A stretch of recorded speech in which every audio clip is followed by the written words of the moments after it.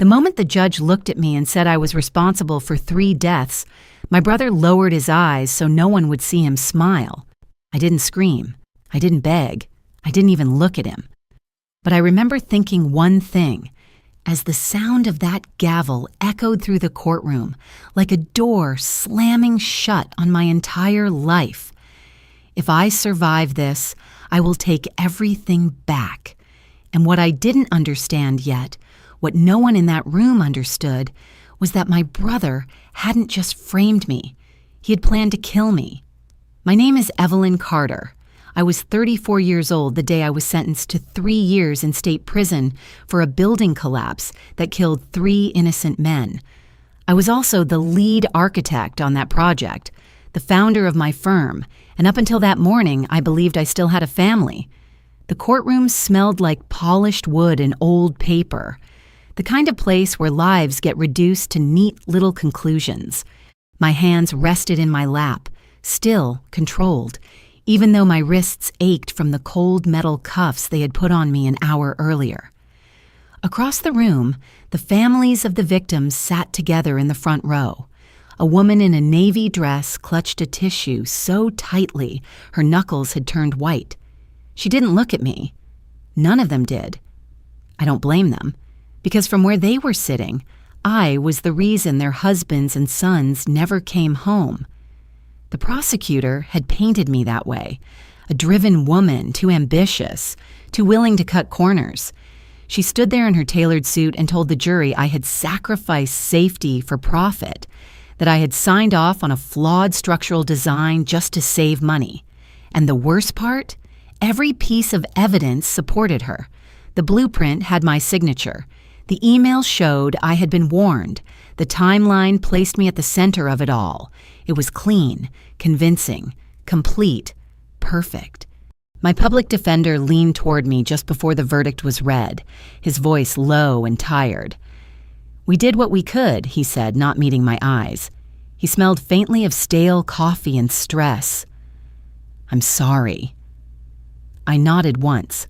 There was nothing else to say, because I already knew how this would end. When the jury filed back in, I didn't look at them. I looked at the defense table instead, at my hands, at the faint scar across my knuckle from when I'd cut myself on a model years ago. I focused on that tiny detail because it was something real, something I understood. The 4-person stood. On the count of involuntary manslaughter, her voice blurred for a second, like my mind refused to process what was coming. Then it snapped back into place. "We find the defendant guilty." The word hit harder than I expected. Not loud, not explosive. Final. I heard someone behind me gasp. The woman in the navy dress began to cry. Quiet at first, then louder, her shoulders shaking as if something inside her had finally broken loose. I closed my eyes for just a second. 3 men were dead, and now, so was the life I had built. When I opened my eyes again, I forced myself to look across the room.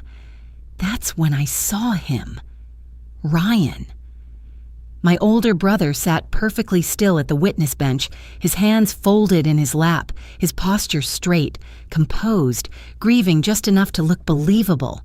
He had worn a gray suit that day, conservative, respectable, the kind of man juries trusted. He didn't look at me immediately.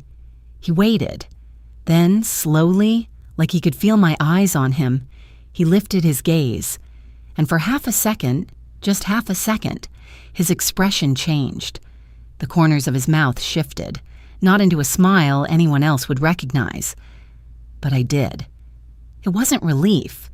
It wasn't sadness. It was satisfaction. My stomach dropped so fast I thought I might be sick right there in the courtroom, because in that moment everything clicked into place. The missing files, the altered design, the email I never received, the signature I never wrote. This wasn't a mistake. This was a setup. And the man who had just watched me get convicted for killing 3 people was my own brother. The judge's voice cut through my thoughts. "Miss Carter, Please rise for sentencing." I stood slowly, my legs steady, even though my chest felt like it was caving in on itself. The courtroom blurred at the edges, but I forced myself to stay present, to listen, to remember, because something inside me had already shifted. Not broken, shifted. "You are hereby sentenced to 3 years in state prison," the judge continued, his tone measured, detached. 1 year for each life lost, 1 year per life. As if grief could be divided so neatly, as if justice were that simple. The bailiff stepped forward and took my arm. His grip wasn't rough, but it was firm, practiced. I let him guide me. I didn't resist. I didn't speak. As they turned me toward the exit, I caught one last glimpse of my family. My mother sat 2 rows back, her face pale, her hands clasped tightly in her lap. She looked like she might cry, but she didn't. My father stared straight ahead, jaw tight, eyes fixed on some invisible point beyond the judge's bench. Neither of them moved. Neither of them said my name.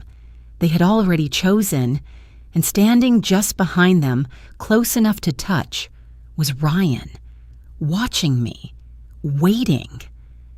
As I was led out of that courtroom in handcuffs, past the cameras, past the questions, past the life I had spent years building, I realized something that would carry me through every single day that followed. They thought this was the end of my story. They thought prison would break me. They thought I would come out smaller, quieter, grateful for whatever scraps they chose to give me. They were wrong. Because the truth was, I wasn't going to survive those 3 years. I was going to use them. And the moment those prison gates opened, my brother's life was going to collapse just like that building did. Only this time, there would be no one left to take the fall for him. The first night in prison, I didn't sleep. Not because of the noise, though there was plenty of it.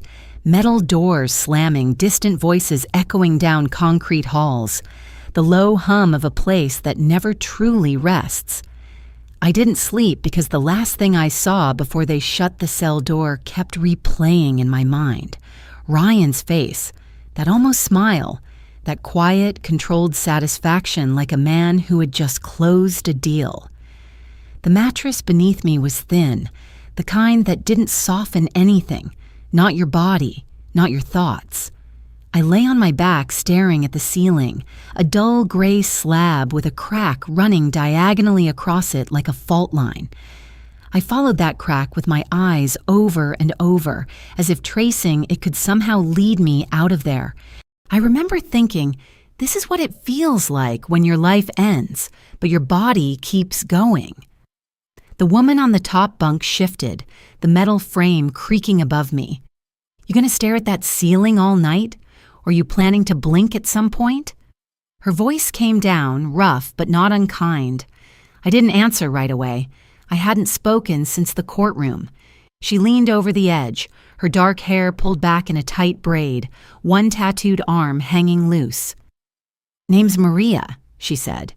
"You're new. I can tell. You've still got that look." "What look?" I asked, my voice quieter than I expected.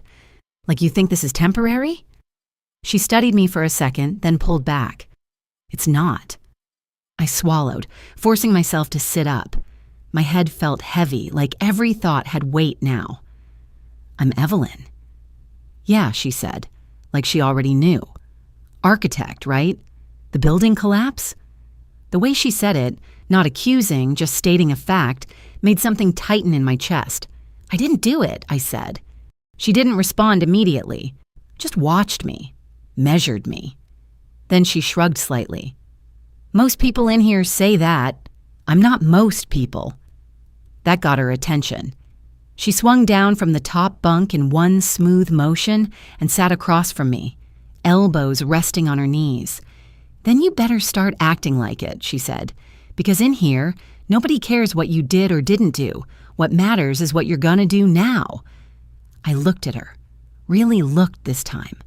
Late 30s, maybe 40, strong shoulders, eyes that had seen too much and learned how to survive anyway. "What do you mean?" I asked. She tilted her head slightly. "You gonna sit here for 3 years feeling sorry for yourself? Or you gonna figure out how you got here and do something about it?" I almost laughed. It came out hollow. Do something about it? I just got convicted. My accounts are frozen. My family won't even look at me. I don't have a lawyer. I don't have money. I don't have anything. Maria leaned back slightly, crossing her arms. "You've got time." I frowned. "A lot of it," she added, "more than most people ever get to sit still and think." The word settled in the air between us. Time. I hadn't thought of it that way. To me, it felt like something being taken, something stolen. But the way she said it, it sounded like something else. A resource. I shook my head. Thinking doesn't change anything. "No," she said, "but understanding does." I stared at her. She leaned forward again, lowering her voice like she was letting me in on something important. "Somebody put you here," she said. "That doesn't happen by accident, so either you accept their version of the story or you figure out the real one." My chest tightened, because I already knew the answer to that. Ryan. But knowing it and proving it were two very different things. "They covered everything," I said slowly. "The files are gone. The emails look real. The signature. It's mine. There's no way to prove it wasn't me." Maria didn't argue.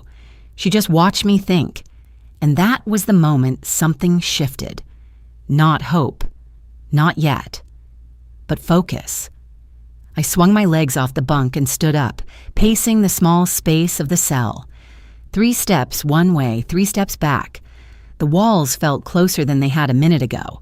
They didn't just frame me, I said, more to myself than to her. They planned it. The timing, the evidence, the witnesses, it's too clean. Maria nodded once. "Good." I stopped pacing. "Good?" "Yeah," she said simply, "because clean plans leave patterns, and patterns leave mistakes." I stared at her, my mind already starting to race. Mistakes. Every system has them. Every lie has cracks. I just hadn't been looking for them before, because I hadn't needed to. I sat back down slowly, my thoughts moving faster now, connecting things I hadn't fully processed in the chaos of the trial. The email Ryan claimed he sent me, the design file that had been updated, the inspector who approved it without question, the timing of the collapse itself. There were too many moving parts, which meant too many places something could go wrong. "They bribed someone," I said quietly. "They had to. The inspection never would have passed otherwise." Maria's lips curved slightly. "Now you're thinking." I looked up at her, something new settling in my chest. Not relief, not yet, but purpose. "For 3 years," I said slowly, "I'm going to learn everything I can about the system that put me here." Maria nodded. "And when I get out," I continued, my voice steadier now, "that's when you make your move." She finished. I held her gaze, because for the first time since the verdict was read, I didn't feel like my life had ended. I felt like it had been paused, and when it started again, it was going to look very different. I lay back down on the thin mattress, the crack in the ceiling still there, still unchanged. But I wasn't looking at it the same way anymore, because now I wasn't counting what I had lost. I was counting what I needed to take back. And somewhere out there, in a corner office that used to be mine, my brother was probably sleeping just fine, thinking he'd won. He hadn't. He'd just given me 3 years to study him. And by the time I was done, I was going to know exactly how to destroy him. By the time I carved my 30th mark into the concrete wall beside my bunk, I stopped counting days like a sentence and started counting them like an investment. The plastic spoon in my hand had been sharpened against the floor for weeks, worn down into something almost precise. Each mark was a line I controlled, a reminder that even in a place designed to strip you down to nothing, I still had one thing left: choice. The first month had been the hardest, not because of the noise or the food or the way the lights never fully went out. It was the silence inside my own head that nearly broke me. The questions I couldn't stop asking.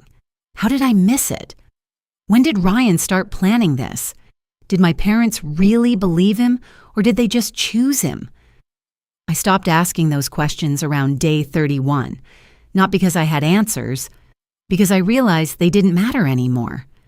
Maria noticed the shift before I did.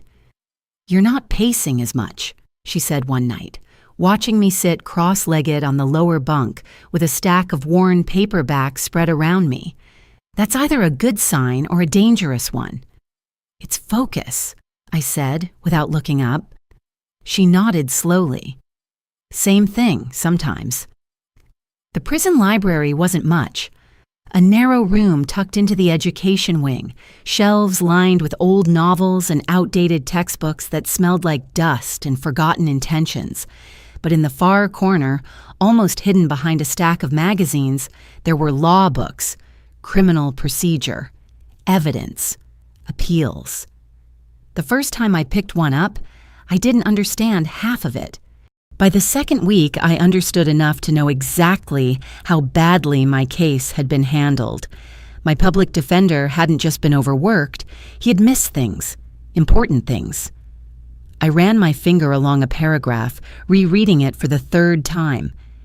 Chain of custody violations can undermine the admissibility of evidence.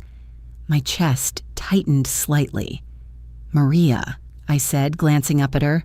She was lying on the top bunk, one arm draped over her eyes. "Yeah? If someone submits digital evidence, like an email or a file, how do they prove when it was actually created?" She lifted her arm, peering down at me.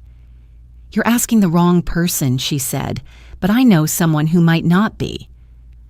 The next afternoon, she introduced me to Eleanor Hughes. Mrs. Hughes was in her late 60s, small, composed, with silver hair pulled into a neat bun and glasses that sat low on her nose. She moved with the kind of quiet authority that didn't need to announce itself. The other inmates respected her without question. "She used to be a paralegal," Maria said under her breath as we approached the desk. 30 years. Mrs. Hughes looked up as we stepped closer.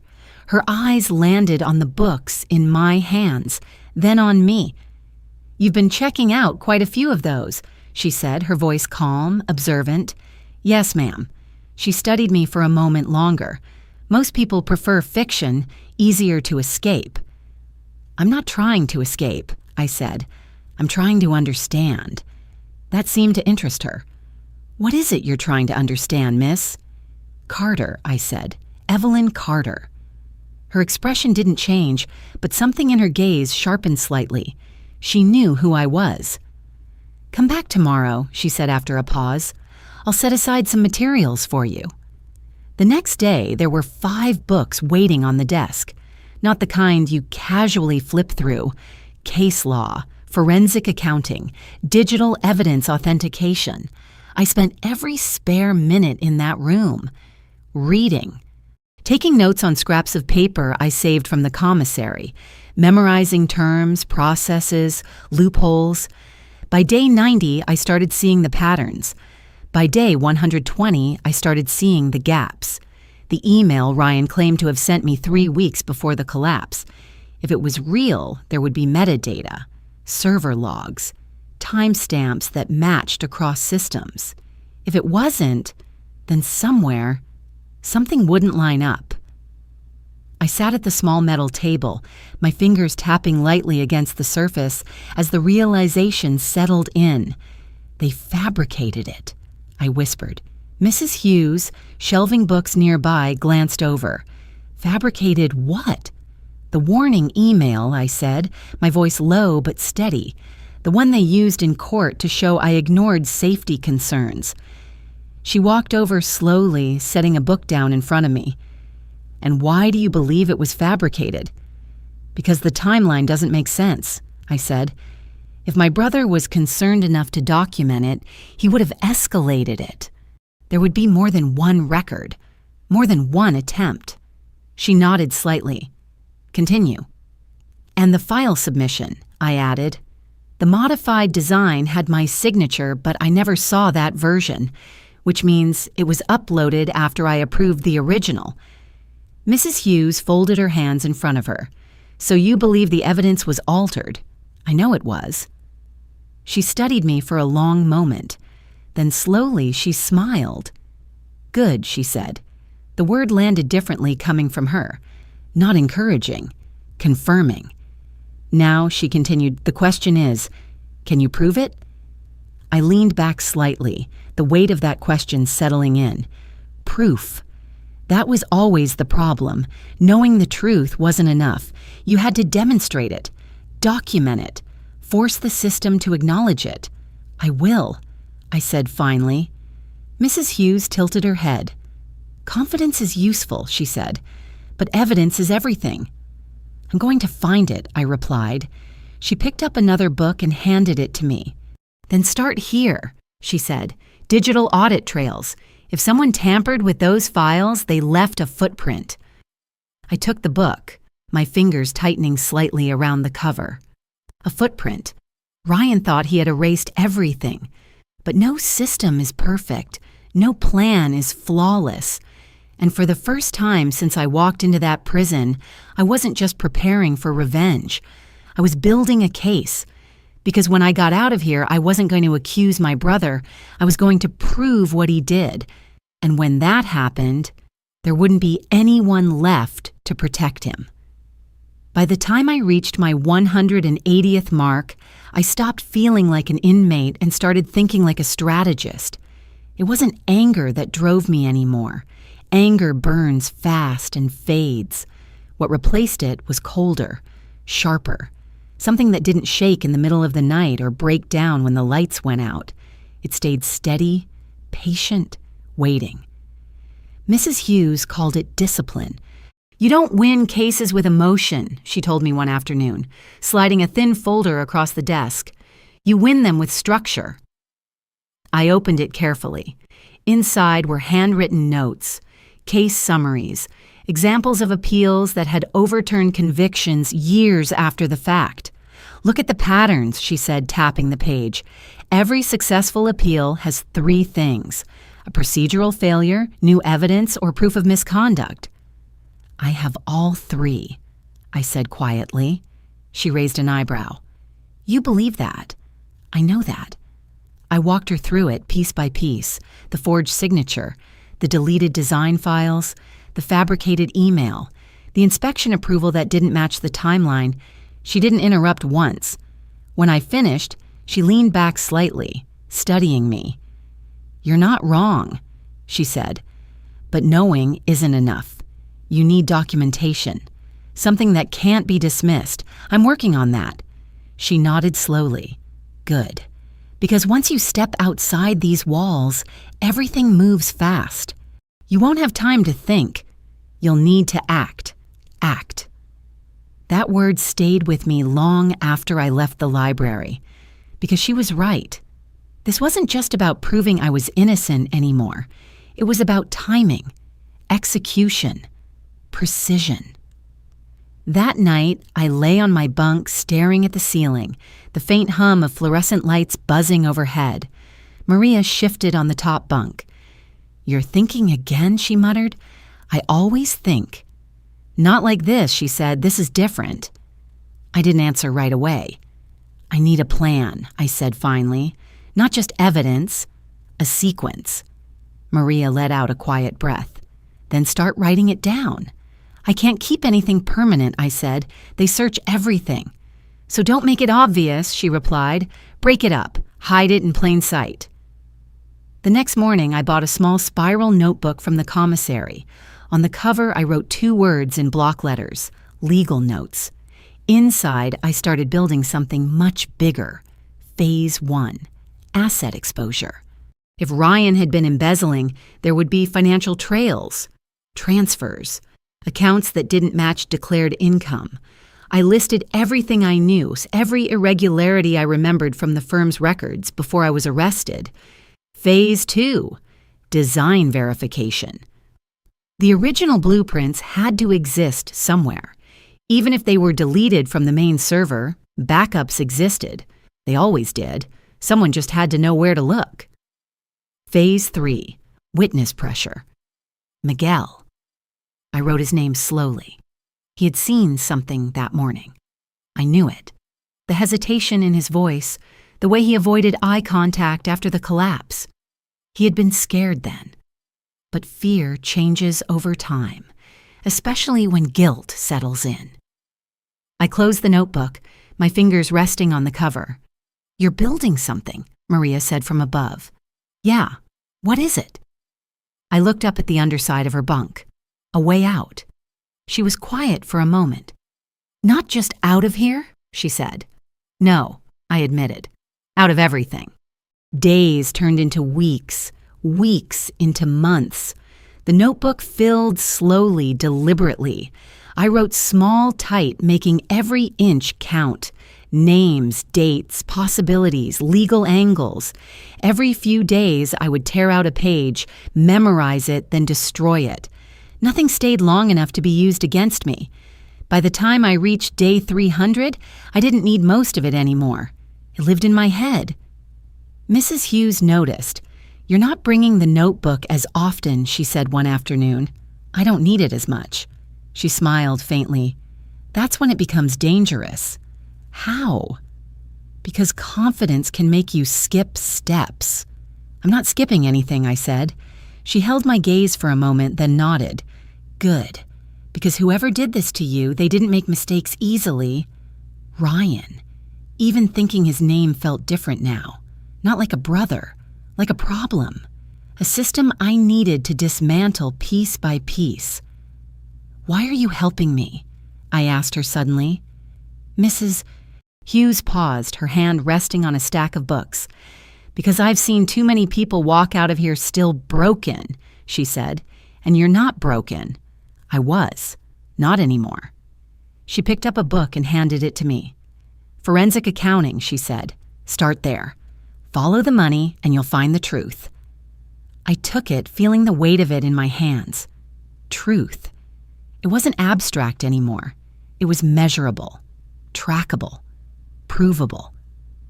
That night, I added a new section to the notebook. Financial reconstruction.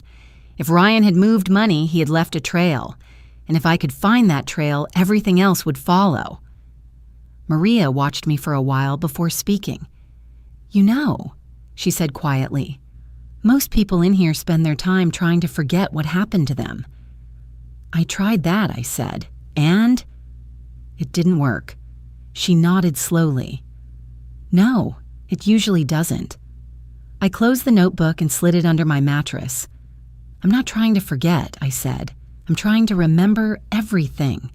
Because every detail mattered, every lie, every inconsistency, every moment someone thought they were getting away with something." I lay back, staring at the ceiling again, but this time it felt different. Not empty. Focused. Somewhere out there, Ryan was still living his life, still walking into that office, still sitting behind that desk that used to be mine, still believing I was gone for good. I let out a slow breath. He had no idea what was coming, and that was exactly how I wanted it.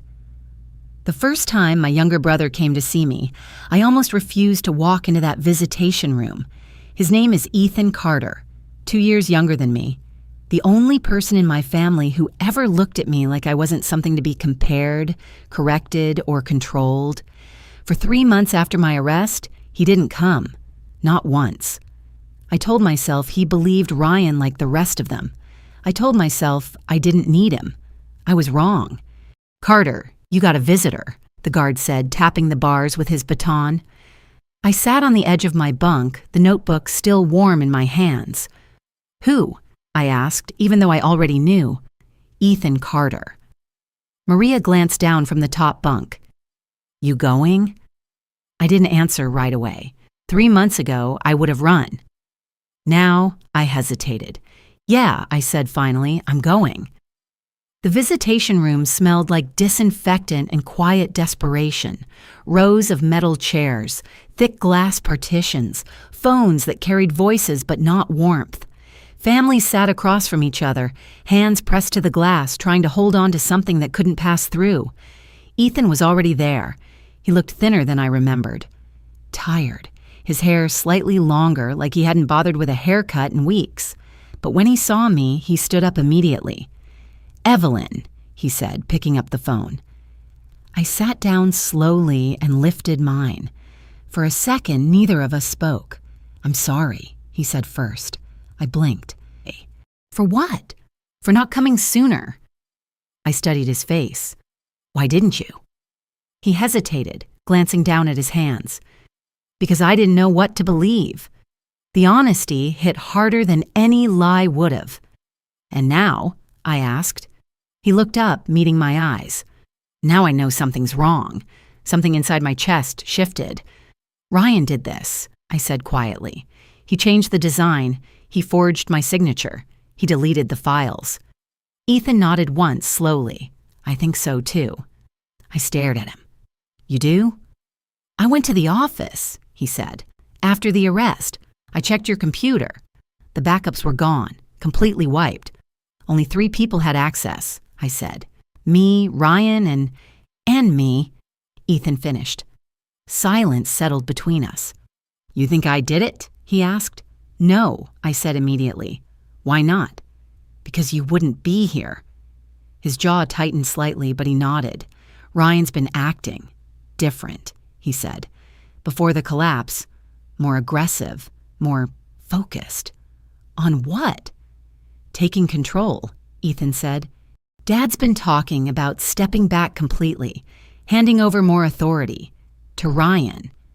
"Yeah." I let out a slow breath. Of course. It was never just about the project.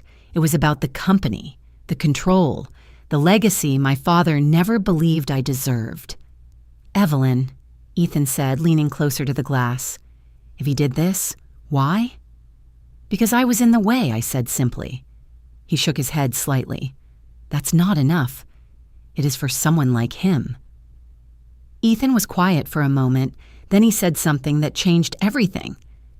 "I found something." My grip on the phone tightened. "What?" "In Dad's old office. At the house." I felt my pulse quicken. "What kind of something?"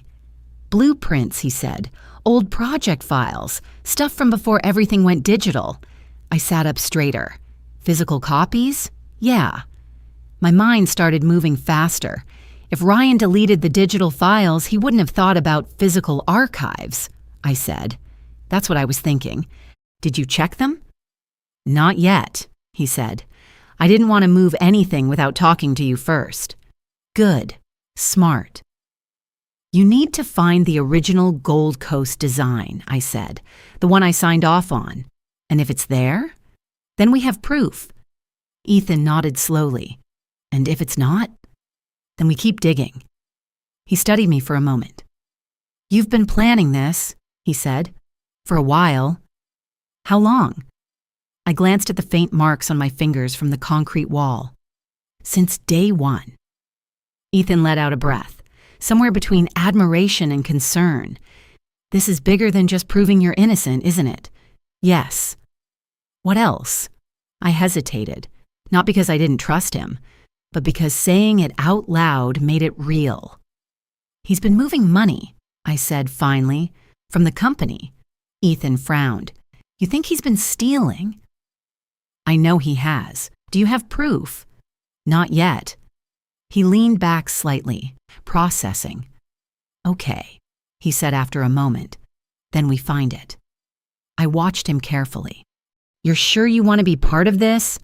He met my gaze without hesitation. "You're my sister." That word felt different now, not like something we were born into, like something he was choosing. "All right," I said, "then listen carefully." I lowered my voice, even though no one else could hear. "You're going to check the archives, basement level, east wall. There's a filing cabinet behind the drafting table." His eyes widened slightly. You remember all that? I remember everything. He nodded. What am I looking for exactly? April files, I said. Original submission, structural specs, my signature. And if I find them. Don't tell anyone, I said. Not Mom, not Dad, definitely not Ryan. Got it. And Ethan, yeah, be careful. He gave a small, tight smile. You too. The automated voice cut in. 2 minutes remaining. I felt something unexpected rise in my chest. Not fear, not anger, hope. Dangerous, fragile hope. I'm going to get you out of here, Ethan said. I shook my head slightly. No, I said. I'm going to get myself out.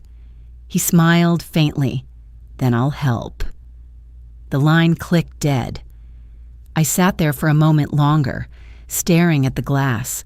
When I stood up, something had shifted again. For the first time in months, I wasn't alone anymore. And somewhere, in a dusty basement my brother almost forgot about, the truth was waiting. The letter arrived on a Thursday afternoon, folded twice, thin as if it carried nothing, and everything at the same time. Carter, mail, the guard said, sliding it through the slot without looking at me. I picked it up slowly. No return address. Just my name written in Ethan's handwriting, slightly slanted like he'd rushed it but tried not to show it. Maria glanced down from the top bunk. That him? Yeah. You gonna read it or stare at it all day? I didn't answer. I sat on the edge of the bunk, turning the paper over in my hands. My pulse had already started to climb, like my body knew before my mind was ready. Then I unfolded it. 2 lines. Found the archives. It's there. For a moment, I didn't breathe. What does it say? Maria asked. I looked up at her, and for the first time since I'd walked into this place, I smiled. He found it, I said. She pushed herself up on her elbows. Found what? Proof. Maria let out a low whistle. Damn, that was fast. It's been months, I said quietly. We just didn't know where to look. I read the letter again, slower this time. No details. That was deliberate. Everything that came through here was read, scanned, logged. Ethan wasn't careless. He was telling me enough. Not too much. Smart. Okay, Maria said, dropping back onto her pillow. So what now? Now? That word hit differently. Because now meant movement. Now meant this wasn't just theory anymore. We build the rest, I said. That night, I pulled the notebook out from under my mattress and flipped to a blank page. Phase 2. Verification. If the original blueprints existed, that meant the forgery could be proven. Signature comparison, structural discrepancies, timeline inconsistencies. But that wasn't enough. It was never going to be enough. Ryan hadn't just framed me. He had built a narrative. Emails, financial pressure, witness statements, every piece designed to point in one direction, toward me. I needed to break that narrative, piece by piece. I wrote one name at the top of the page, Miguel Santos. Maria shifted above me. You're thinking about the foreman again. He saw something, I said. I know he did. And you think he's going to suddenly grow a conscience? I think guilt doesn't stay quiet forever. Maria snorted softly. Depends on the person. I didn't respond, because she wasn't wrong. But I remembered the look on Miguel's face that morning, the hesitation, the way his eyes kept moving like he wanted to say something but couldn't. Fear. Fear can silence you, but it doesn't erase what you saw. People break, I said finally, eventually. Maria was quiet for a moment. Or they double down, she said. Then I give him a reason not to. The next morning I went straight to the library. Mrs. Hughes was already there, organizing a stack of returned books. You look different, she said without looking up. I got a letter. That made her pause. Good news? The kind that changes things. She turned, studying my face. Tell me. My brother found the original blueprints. Her eyes sharpened immediately. Physical copies? Yes. She nodded slowly. That's significant. It proves the design was altered after I approved it. It proves more than that, she said. It proves intent. I leaned forward slightly. How? Because if the original existed and someone replaced it with a modified version bearing your signature, that's not negligence, she said. That's fraud. The word settled between us. Fraud. A crime that carried weight, a crime that shifted the narrative. That's not all, I said. There's more. She gestured for me to continue. The email, I said. The one Ryan claimed he sent me warning about the design. She nodded. If I can prove it was created after the collapse, then it's fabricated evidence, she finished, and that changes everything. Mrs. Hughes smiled faintly. Yes, she said. It does. I sat back, the pieces starting to align in a way they hadn't before. This isn't just an appeal, I said. No, she agreed. This is a reconstruction of the truth, of the lie that replaced it. Then I need more, I said. Financial records, communication logs, anything that ties him directly to the changes. She walked to a shelf and pulled out a thick book, setting it in front of me. Forensic accounting, she said. Follow the money. I already started. Then go deeper. I opened the book, flipping through the pages. Transactions, shell accounts, irregular transfers, patterns that didn't match legitimate business activity. Ryan had been saving money on materials. Where did that money go? I felt my chest tighten slightly. If I could answer that question, I could expose everything. Mrs. Hughes, I said, looking up. Yes? If someone was moving money through the company, hiding it, she didn't hesitate. They got greedy. How do you know? Because they always do. I held her gaze. And greed leaves traces. Yes, she said softly. It always leaves traces. That night, I added a new section to the notebook. Financial trail, every project Ryan had touched, every budget adjustment, every discrepancy I could remember, dates, numbers, patterns. I didn't have the documents yet, but I had something just as important, memory. And I trusted mine. Maria watched me for a while before speaking. You really think you're going to take him down? I didn't look up. I don't think, I said. I know. She was quiet for a moment. Then what happens when you do? That question lingered longer than I expected, because for 300 days I hadn't thought about after. Only how. Only when. I closed the notebook slowly. Then I walk out of here, I said. And I looked up at her, and I make sure he never walks free again. The cell fell silent after that, but inside my head, everything was moving. The blueprints existed. The email could be exposed. The money could be traced. For the first time, this wasn't just a plan anymore. It was a case. And once it was complete, Ryan wouldn't just lose the company. He'd lose everything he built his lies on. He just didn't know it yet. Ryan Carter came to see me after almost 2 years of silence, and the first thing I noticed was that he looked exactly the same. Same tailored suit, same calm expression, same quiet confidence that used to make clients trust him without question. If you didn't know what he had done, you would think he was the good son, the reliable one, the one my parents always believed in. Carter, you've got a visitor, the guard said. Maria looked down at me from the top bunk. You expecting company?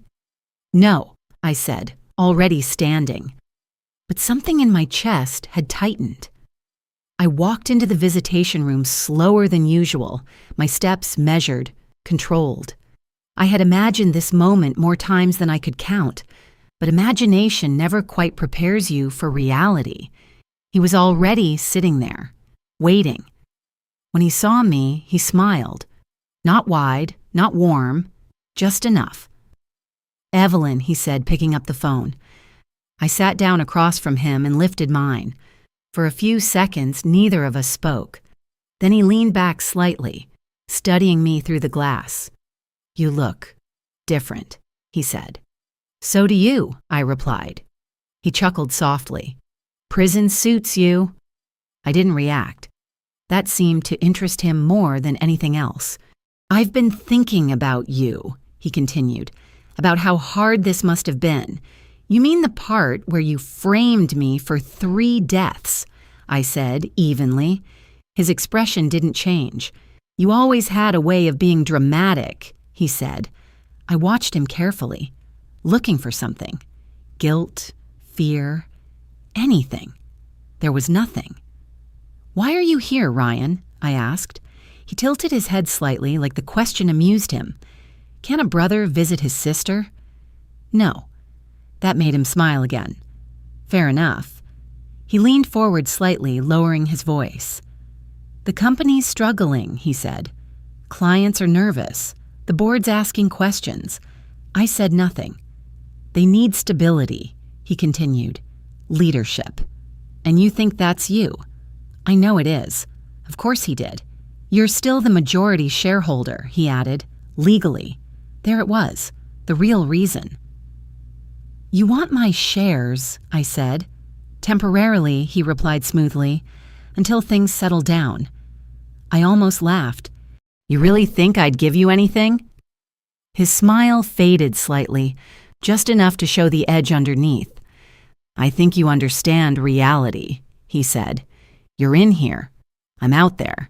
The company needs to survive. And I don't? He didn't answer that, because he didn't need to. We can make this easier, he said after a moment. For everyone. Everyone. The word felt hollow. You mean easier for you, I said. He leaned back again, crossing one leg over the other. I'm trying to help you, he said. No, I said quietly. You're trying to finish what you started. That landed. Not visibly, but I saw it. A flicker. Gone in less than a second. But it was there. You've always been smart, he said. That's what made this so unfortunate. I held his gaze. You planned it, I said. He didn't deny it. He didn't confirm it either. He just watched me. You put me at that site on purpose, I continued. That call, that timing. Still nothing. Did you think I wouldn't make it out? I asked. That made him pause. Just for a moment. Then he smiled again. I think accidents happen, he said. 3 men died, and he called it an accident. I felt something cold settle deeper inside me. Not anger, not anymore. Something sharper, more precise. You're going to lose everything, I said. He actually laughed at that. From in here? He asked. I didn't answer, because I didn't need to. He leaned forward again, his voice softer now. Evelyn, he said, this is over. You lost. I shook my head slowly. No, I said. He watched me, waiting. You just don't know it yet. That flicker came back, stronger this time. What does that mean? He asked. I let the silence stretch, let him sit in it. Then I said one word. October. His eyes narrowed slightly. What about it? I tilted my head, mirroring him. You tell me. For the first time since he walked in, Ryan looked uncertain. It was small, barely noticeable, but it was there. And that was enough. The automated voice cut in. 1 minute remaining. He straightened slightly, recovering. If you change your mind about the shares, he said, his tone returning to smooth and controlled, have your lawyer reach out. I don't need a lawyer for this, I said. He frowned slightly. For what? I met his eyes. For what's coming. The line went dead. He kept the phone to his ear for a second longer, watching me, trying to read something, anything. But I had learned. Over months, over nights spent staring at concrete in silence, I had learned how to give nothing away. I stood up slowly. He didn't move, didn't speak, just watched. As I turned and walked toward the door, I could feel it. His attention, sharp now, focused, curious, worried, good. Because that was the first crack. Not in his plan, in his confidence. And once that started to break, everything else would follow. When I stepped back into the corridor, Maria was waiting near the entrance, leaning against the wall like she had nowhere else to be. "Well?" she asked. I looked at her, and for the first time, I didn't feel like the person he sent to prison. "He came to take something," I said. "And?" I let out a slow breath. "He left with a problem." Maria smirked. "Sounds like a good trade." I nodded slightly. "It's just the beginning." Because now, he knew something was wrong. He just didn't know what. And that uncertainty? That was going to eat him alive long before the truth ever reached him. The night after Ryan left, I didn't sleep at all. Not because I was afraid, but because for the first time in almost 2 years, the end was no longer abstract. It had shape. It had timing. It had a face I had just looked in the eye. I sat on the edge of my bunk with the notebook open, the dim light above flickering just enough to make the shadows shift across the concrete wall. Maria was asleep above me, her breathing steady, but I stayed still, pen in hand, mapping everything out one more time. Phase 1 was already in motion. The original blueprints existed. That meant the forgery could be exposed. Phase 2 needed precision, the email. I wrote it down again, slower this time. September warning. If Ryan created that message after the collapse and backdated it, there would be a discrepancy somewhere. Metadata, server logs, timestamps that didn't align across systems. Nothing digital is ever truly erased. I underlined that sentence twice. The problem wasn't whether the truth existed, it was whether I could get to it fast enough. The next morning, I went straight to the library. Mrs. Hughes looked up as I walked in, already reading something in my expression. "He came to see you," she said. I nodded. "And? He thinks he's still in control." She closed the book in her hands. "That's when people make mistakes." "I need one," I said. "Just one." She stood and walked over, resting her hands lightly on the table. "Tell me what you have." I laid it out for her, piece by piece. The blueprints, Ethan's discovery, the email, Ryan's reaction during the visit. She listened carefully, her face unreadable. When I finished, she said one word: timing. I leaned back slightly. "That's what I'm struggling with. You don't expose everything at once," she said. "You stage it." "How?" "You destabilize first," she replied. "Then you dismantle." I frowned slightly. "Explain." She picked up a pen and tapped it lightly against the table. "If you hit him with everything at once, he'll fight it," she said. "Deny it. Bury it. Spin it. That's what he does. But if you start small, create doubt, introduce inconsistencies," she continued, "he starts making decisions under pressure. Mistakes." I felt the idea settle into place. "So I don't go for the collapse first," I said slowly. "No," she agreed. "You go for something he can't easily explain. The money." Her lips curved slightly. "Exactly." I flipped to the financial section of the notebook. "Embezzlement," I said. "If I can prove he's been moving funds, you change the narrative." She finished. "From tragedy to intent. Because greed makes everything else easier to believe." I looked up at her. "Then I need access to those records." She nodded. "Which you don't have from here. I have Ethan. And does Ethan know what he's walking into?" I hesitated. "Not fully." "Then you'd better make sure he does," she said quietly, "because once this starts, it won't stop." I nodded. That part I understood. That afternoon, I sat at one of the small metal tables in the common area, a blank sheet of paper in front of me. Every word mattered. Every phrase had to mean something without saying too much. The mail was monitored. I couldn't be direct. I started writing.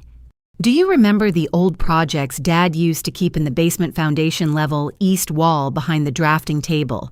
Check anything marked April submissions, especially structural revisions.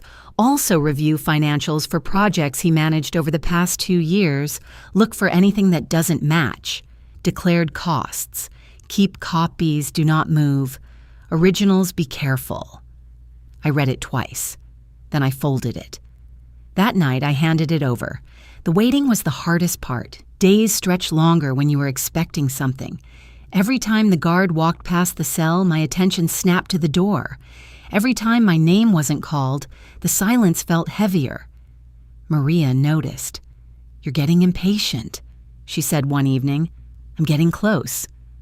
"Same thing," she replied. I didn't argue, because she was right. By day 2, I was running through scenarios in my head.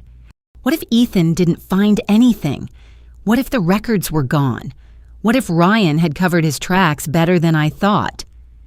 By day 3, I stopped asking those questions, because doubt was a distraction, and I didn't have time for distractions.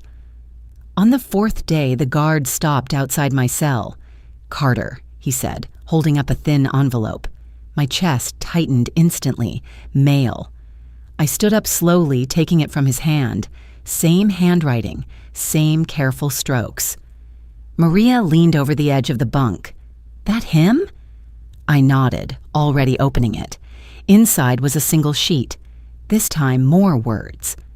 "Found April files, original design intact, signed by you, revisions filed 2 weeks later under your name, but handwriting looks off. Also found financial irregularities, multiple projects, materials costs reduced, but billing unchanged difference.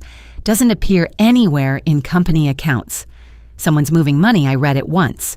Then again. Slower. Every word confirming what I already knew, every detail tightening the case. "Okay," Maria said quietly. "You gonna tell me what's on that paper?" I looked up at her, and this time there was no hesitation. "It's real," I said. "What is?" "All of it." She let out a low breath. "Damn." I folded the letter carefully, slipping it into the notebook. For a moment, I just sat there, letting it settle. The blueprints proved the forgery. The financials proved the motive. The email would prove the cover-up. 3 pieces. 3 angles. 1 story. I looked up at Maria. "It's time," I said. She raised an eyebrow. "Time for what?" I closed the notebook. "To stop reacting," I said, "and start controlling the outcome. Because now I wasn't just building a case anymore. I was setting a trap. And Ryan had already stepped into it. He just didn't know how deep it went. The morning everything finally aligned, I woke up before the lights came on, before the first footsteps echoed down the corridor, before the prison remembered I was still inside it. I lay there staring at the ceiling, listening to the quiet hum that never really went away, and for the first time in 3 years, I didn't feel trapped. I felt ready. Maria shifted above me. "You're awake," she murmured. "I didn't sleep. That good or bad?" I sat up slowly. "Depends on what happens next." She leaned over the edge, studying my face. "You look like someone who already knows." I didn't answer that, because in a way, I did. Everything was in place. The blueprints, the financial trail, the inconsistencies in the email timeline. All I needed now was execution. By mid-morning, I was in the library. Mrs. Hughes was already there, as if she'd been expecting me. "You've decided," she said. "Yes." She nodded once. "Then tell me the sequence." I opened the notebook, flipping to the last clean page. First, I said, "We expose the financial irregularities. Quietly." Why quietly? "Because if it goes public too fast, he'll have time to react," I said. "I need it to hit him where he's not expecting it." She folded her hands. "Continue." "I have Ethan flag the discrepancies internally," I said. "Not accusations, just questions. Enough to make the board nervous. And that creates pressure." "Exactly," I looked up at her. "Pressure forces mistakes." She gave a small, approving nod. "Good. What's next?" "Then the email," I said. "We prove it was created after the collapse." "How?" "Server logs," I replied. "Metadata, timestamp mismatches. If Ethan can access the back-end records, it's there. And when you have that, I closed the notebook slowly. Then we moved to the blueprints. Mrs. Hughes tilted her head slightly. You're saving the strongest piece for last. Yes. Why? Because by then, I said, he'll already be off balance. She smiled faintly. You've learned. I exhaled slowly. I had time. She studied me for a moment longer, then said, and what happens when all of this comes out? I held her gaze. He loses everything. She didn't ask what that meant. She already knew. That afternoon, I wrote another letter. Short, precise. Start with financials, raise internal questions, not accusations. Move carefully, then check server logs for email. Timestamps, compare creation date to header. Do not alert him. Wait for my signal before next step. I folded it carefully and handed it over. And then I waited. The next 3 days were the longest of my life, not because nothing was happening, but because everything was. Every hour I imagined Ethan walking through the office, opening files, comparing numbers, looking at things no one else had bothered to question. And somewhere in that building, Ryan was still moving like nothing had changed, still confident, still untouchable. By the 4th day, the letter came. I didn't open it right away. I held it in my hands for a moment, feeling the weight of it.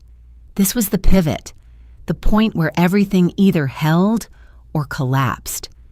Maria watched me. You're dragging it out, she said. I need 1 second where everything is still okay, I replied. She didn't argue. I opened it. Board asking questions. 3 projects flagged for cost discrepancies. Ryan defensive pushing back hard server logs. Confirm email created 2 days after collapse timestamp altered manually. I read it twice. Then a 3rd time. Slowly, carefully. Every word landing exactly where it needed to. He's already reacting, Maria said quietly. I nodded. That's good. Why? Because it means he's not in control anymore. I stood up, the letter still in my hand. For a moment, I just stood there, feeling it. Not victory. Not yet. But something close. Okay, Maria said. So what's the next move? I folded the letter and slid it into the notebook. Now, I said, we close the loop. I went straight to the library. Mrs. Hughes looked up as I approached. Well, he's under pressure, I said. The board's asking questions. The email's been exposed. Her eyes sharpened. Completely? Timestamp mismatch. It was created after the collapse. She nodded slowly. That's enough to raise serious doubt. Not enough to finish it, I said. No, she agreed, but it weakens his position. I leaned forward slightly. The blueprints will finish it. She held my gaze. Then you need to be very careful, she said, because once that comes out, there's no going back. I know. Do you? She asked softly. I paused, because this was the part no one talks about. The moment before everything changes, the moment where you can still choose to stop, to walk away, to let it go. I thought about the courtroom, the verdict, the 3 names, the way Ryan smiled as I was taken away. No, I said finally. I don't want to go back. Mrs. Hughes studied me for a long moment. Then she nodded, then finish it. That night I wrote the final instruction. Prepare original blueprints, compare signatures side by side, highlight structural differences, wait for board meeting, present everything at once. I stared at the page for a moment. Then I added 1 more line. Do not let him see it coming. I closed the notebook slowly. Maria watched me from above. That it? She asked. I nodded. That's it. She let out a quiet breath. So when does it happen? I looked up at her, and for the first time, I allowed myself to feel it. The end. Soon, I said. Because out there, Ryan Carter was already standing on unstable ground. He just didn't know it yet. And when it finally gave way, there would be nothing left for him to hold on to. The morning I walked out, the air felt sharper than I remembered, like the world had edges again. The gate opened at 8:47 in the morning, the metal sliding back with a sound I had heard in my head 1,000 times. I stepped forward with a small plastic bag in my hand, everything I owned reduced to a few personal items and 3 years of memory I would never put down. I didn't look back. A black sedan was waiting at the curb. Ethan stood beside it. For a second, neither of us moved. Then he walked toward me, slower than I expected, like he wasn't sure if I was real yet. "You're out," he said, his voice quiet. "I'm out." He pulled me into a brief hug, tight but careful, like I might break. "I've got everything," he said. "All of it." "I know." He stepped back, searching my face. "You ready?" I nodded once. I'd been ready. The drive into the city felt unreal at first. Buildings rising where my memory had frozen them years ago, streets moving like nothing had ever stopped. But I wasn't the same person who left, not even close. "Board meetings at 2, Ethan said, eyes on the road. "They called it this morning. Emergency session." "Good," I said. "That means he's already feeling it." "He's been on edge for days," Ethan added, snapping at people, trying to shut everything down. "That's not going to work." "No," he said. "It's not." When we pulled into the building, the glass doors reflected a version of me I barely recognized. Stronger, colder, clear. Inside, the lobby went quiet. People stopped talking, stopped moving. Some stared, some looked away. I didn't acknowledge any of it. I walked straight to the elevator. The boardroom was already full when we stepped in. 12 people, directors, advisors, men and women who had watched me fall without asking a single question. Ryan was at the head of the table. When he saw me, he froze. Not for long, but long enough. "Evelyn," he said, recovering quickly, "I didn't expect you. I know." I took a seat across from him, setting the folder down in front of me. Ethan sat beside me. The room felt tight, charged. "What is this?" one of the board members asked. I opened the folder. "This," I said calmly, "is the truth. I started with the financials, project discrepancies, missing funds, patterns that couldn't be explained. Faces shifted, whispers started." Ryan leaned forward. "This is speculation." "No," I said, "this is documented." I slid the next set of papers forward. "Server logs," I continued. "The email you claimed to send me." He didn't touch them. "Created 2 days after the collapse," I said.